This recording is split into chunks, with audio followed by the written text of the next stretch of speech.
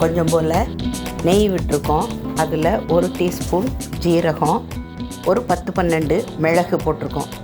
நல்லா 2 பொரிஞ்சு வந்த உடனே கற்பூரவல்லி இலை ஒரு 10லேருந்து 12 இலை சின்ன சின்னதாக கிள்ளி வச்சுருக்கேன். அதையும் சேர்த்து நல்லா நெய்யில் வதக்கிக்கிறோம். கலர் கொஞ்சம் மாறி வரணும். கற்பூரவல்லி இலையோட நிறம் மாறி வரணும். அது வரைக்கும் நம்ம வதக்கிடணும். இப்போ ஒரு அரை மூடி தேங்காய், 2 பச்சை மிளகாய் நான் எடுத்திருக்கேன். காரத்துக்கு தகுந்தாப்பில் எடுத்துக்கலாம். எல்லாத்தோடையும் நம்ம வதக்கி வச்சுருந்த ஜீரகம், மிளகு, கற்பூரவல்லி எல்லாத்தையும் சேர்த்து நல்லா நைஸ் பேஸ்ட்டாக அரைக்கணும். முதல்ல தண்ணி இல்லாமல் நல்லா அரைச்சிட்டு அதுக்கப்புறம் 1 கப்பு தயிரை சும்மா கடைஞ்சி வச்சுருக்கோம், தண்ணி ஊற்றாமல். அதிலருந்தே கொஞ்சத்தை எடுத்து ஊற்றி நல்லா நைஸ் பேஸ்ட்டாக அரைச்சிட்டோம். ஏன்னா நம்ம தண்ணி ஊற்றிட்டோம்னா டேஸ்ட்டு கம்மியாயிரும்.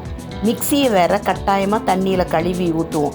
அதனால தான் நான் அந்த மோரை ஊற்றி அரைச்சிட்டேன். மஞ்சள் பொடியும் கொஞ்சம் சேர்த்துருக்கோம்.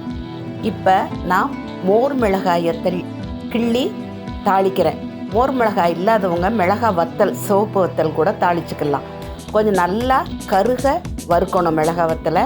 3/4 வறுபட்ட உடனே கடுகு, கருவேப்பிலை 2 பொரிஞ்சு வந்த உடனே நம்ம தயார் பண்ணி வச்சுருக்கோம்ல தம்புளி, அதில் போட்டுறணும். இப்போ கற்பூரவல்லி தம்புளி ரெடி.